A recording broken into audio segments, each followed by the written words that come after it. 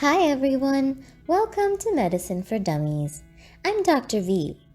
Today we are continuing our topic dengue fever. This is part 2 of a 3-part series and we will be going into detail on the management of the febrile phase of dengue fever. Of course, don't forget to like, subscribe, and share, and comment below if you want any other topics covered. So, as I said before, in this video and the next, we will be talking about the management of dengue fever. We talked about what dengue fever is and its phases in the last video.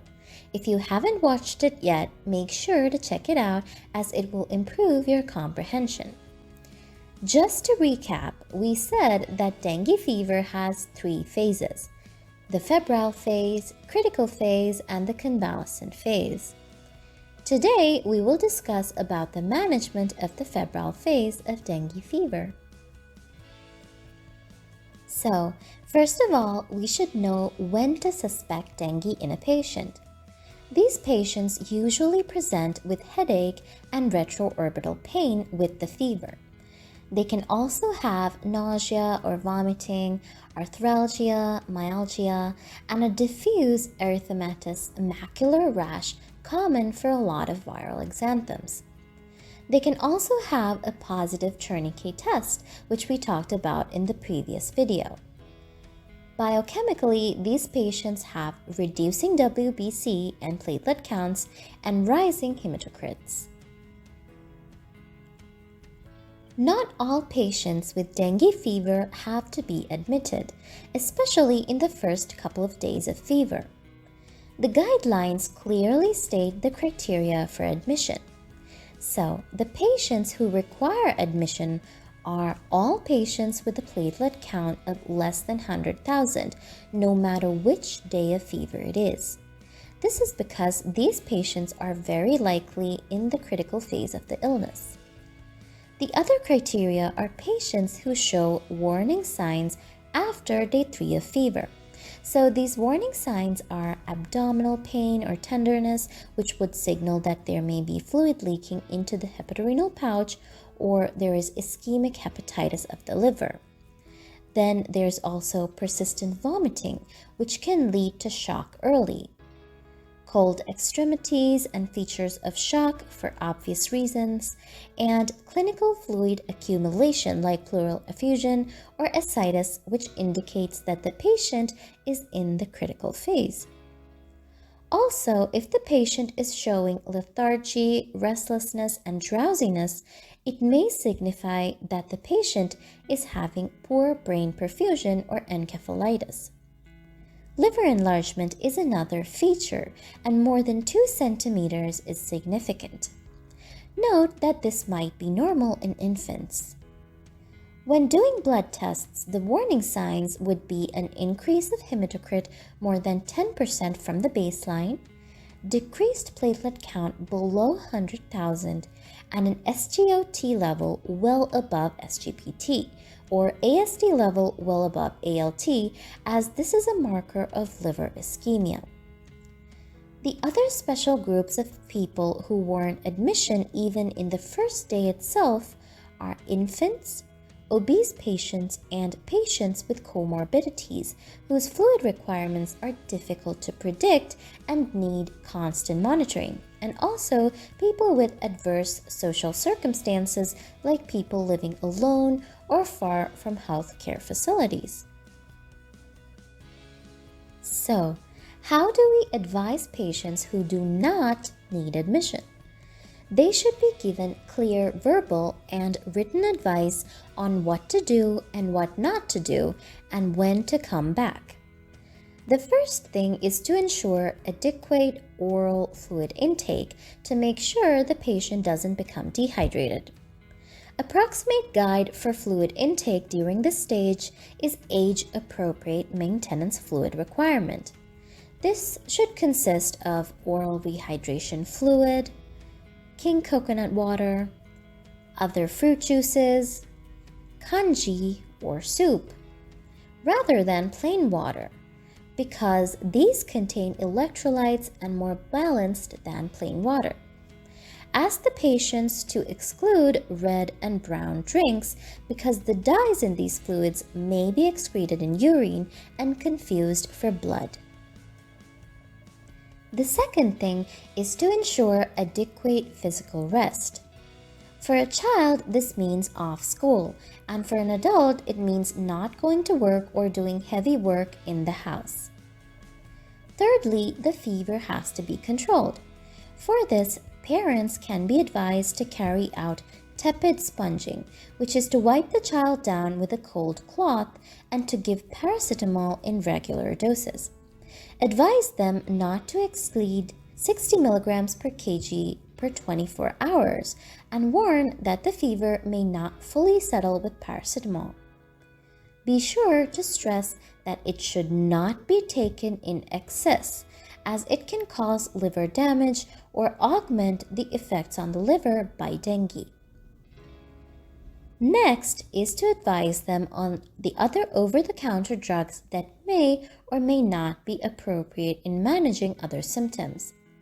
People can be advised to take antiemetics or H2 receptor blockers for any reflux symptoms, but it must be stressed that they should avoid non-steroidal anti-inflammatory drugs at all times, as it can cause bleeding, especially with its effects on platelets and peptic ulcers.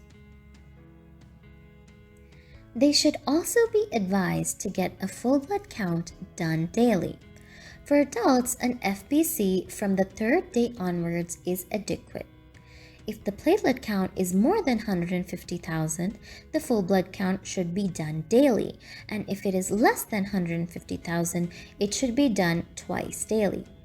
But in special categories like infants, a full blood count in the first day itself is advised. The last thing to tell the patients who do not need admission is what features to look out for, which may denote that the fever is taking a turn for the worse. So these features should be things that lay people will know to look for, like clinical deterioration where the patient will refuse to eat and drink, and being extremely thirsty. Also having severe abdominal pain or features of shock like cold, clammy peripheries. They should also look out for bleeding manifestations and measure their urine output. If there is no urine passed for more than 6 hours, it is significant. Also, tell them to keep an eye on for behavior changes like confusion, restlessness, lethargy, or irritability.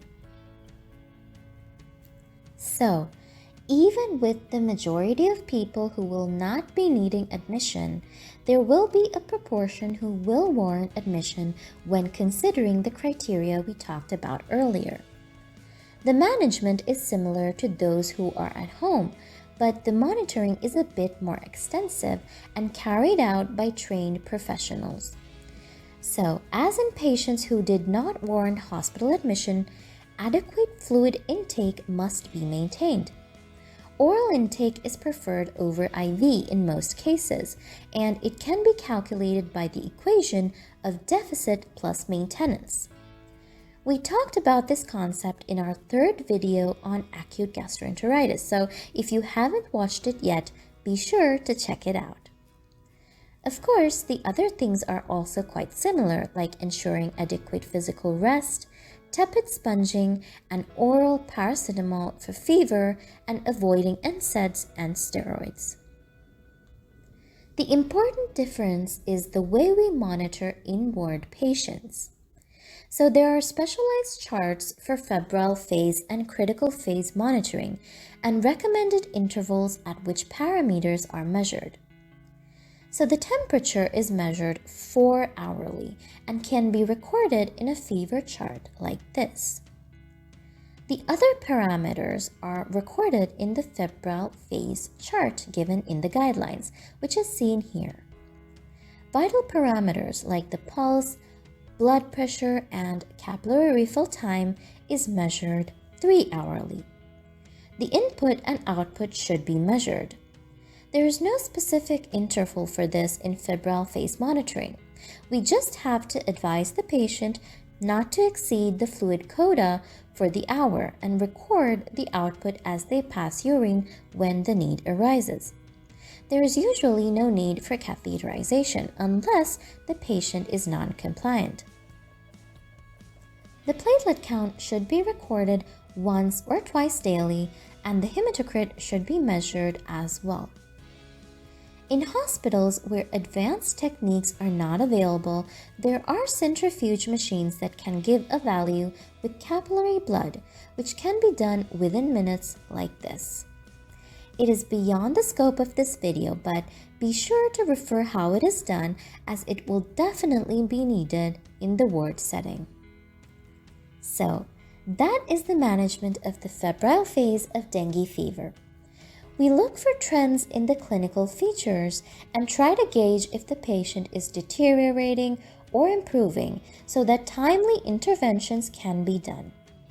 As I said in the previous video, dengue is self-limiting, and all we can do is supportive therapy and meticulous fluid management. Catch the next video on management of the critical phase of dengue fever. Thanks for watching!